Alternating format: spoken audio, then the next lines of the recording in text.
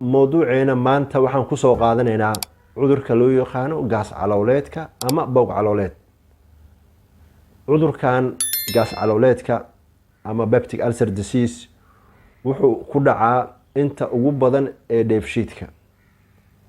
Wuxuuna saameeyaa saddex qaybood ee kala duwan ee hunguri mareenka, mindhiciraha hoose iyo qaybta dhexe ee caloosha. Haddii jeer bukaanka wuu ku wareeraa daaweyntiisa waxayna qaadan kartaa in muddaha in qofku ula noolaado. Intaan mawduuca guda galin saaxiibayaal waxaan idinka rabaa inaad kanaalka subscribe ka saartaan, like ka saartaan, sidoo kale aad su'aalo iyo aragti iga soo weydiin kartaan.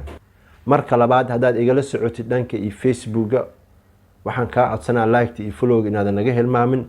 Marka hore cudurkan gaas calooleedka ama peptic ulcer disease wuxuu saameeyaa qaybaha ugu badan ee dheefshiidka.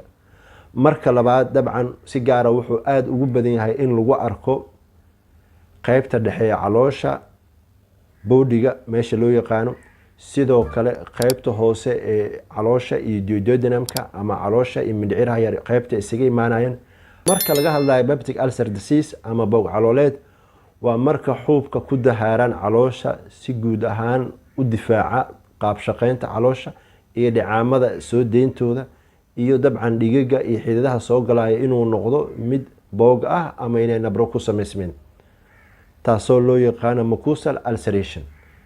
In xuubka ku dahaaran caloosha mucosal membrane-ka epithelial cells-ka inay noqdaan boog calooleed ama nabro inay ka soo baxaan waxay ku imaan kartaa siyaabooyin kala duwan.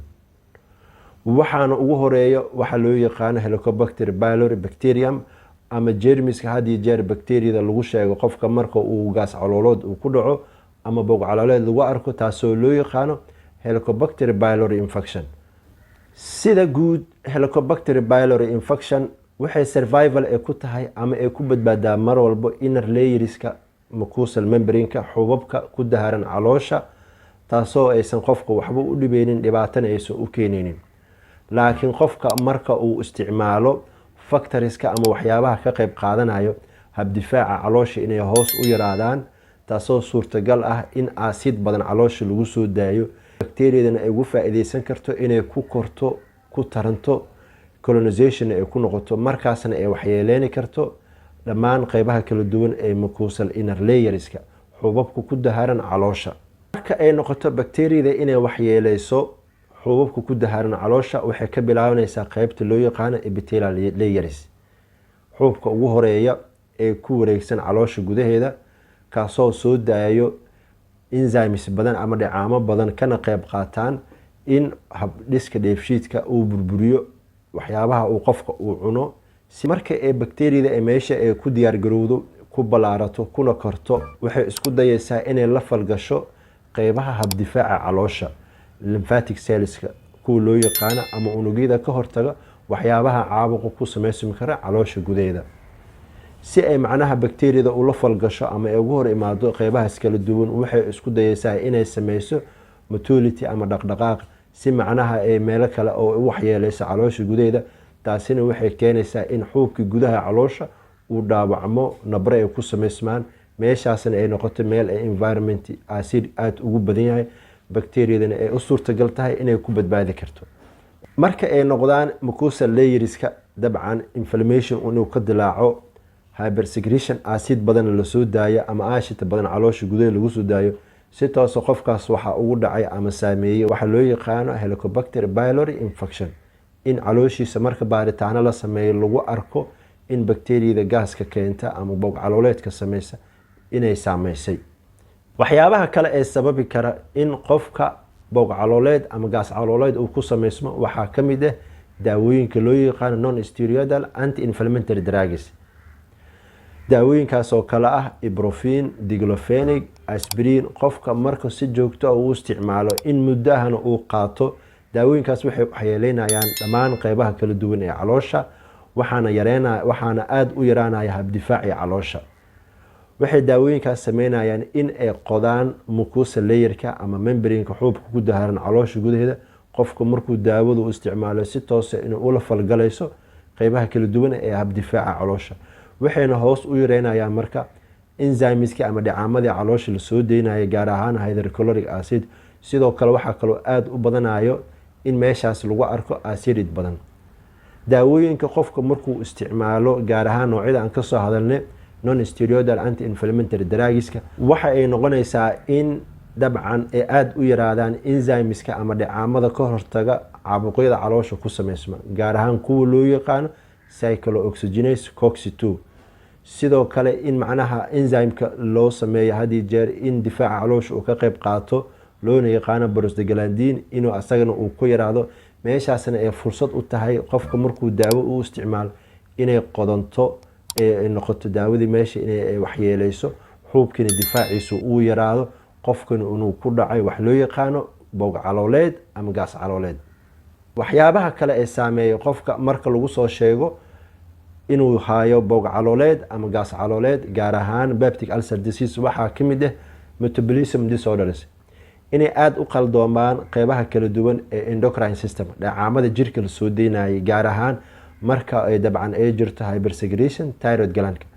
in uu thyroid glandka uu soo daayo dhacaan aada u tiro badan waxay ka dhigmaysaa inuu aada u qaldamo hab dhismeedka falgaleed ee dheefshiidka uu sameysanayo, taasoo ay noqon karto in enzymes badan ama dhicaamo badan caloosha waxtar u ahay inay aada u yaraadaan, noqoni karta in acid badan lasoo daayo wuxuuna u nugul yahay qofkaas inuu ku dhaco peptic ulcer disease.